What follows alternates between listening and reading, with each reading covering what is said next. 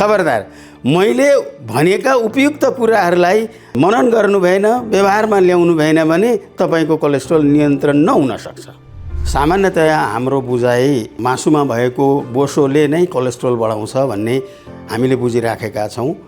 तर मासुमा भएको बोसो बाहेक अरू पनि धेरै खानेकुराहरूमा कोलेस्ट्रोलको मात्रा प्रशस्त रहन्छ। जस्तै चिल्लो तेल भयो, घिउ भयो, ड्राई फ्रुट्सहरूमा नट्सहरू भयो आदिमा पनि कोलेस्ट्रोलको मात्रा प्रशस्त रहन्छ र यसले चाहिँ नै शरीरमा कोलेस्ट्रोलको मात्रा बढाउँदछ।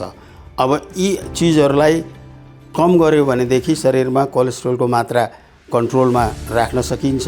प्लस हामीले अरू पनि हाम्रा दैनिक व्यवहारहरूमा पनि सर्टेन चेन्जेसहरू गऱ्यौँ भने कोलेस्ट्रोलको मात्राहरू कन्ट्रोलमा ल्याउन सक्छौँ। जस्तै दैनिक व्यायाम गर्ने, पसिना निस्किने गरी कडा व्यायाम गर्ने, पानी प्रशस्त पिउने, मानसिक शान्त बस्ने, धुम्रपान नगर्ने, मद्यपान नगर्ने गर्यो भने पनि कन्ट्रोलमा कोलेस्ट्रोललाई ल्याउन सकिन्छ।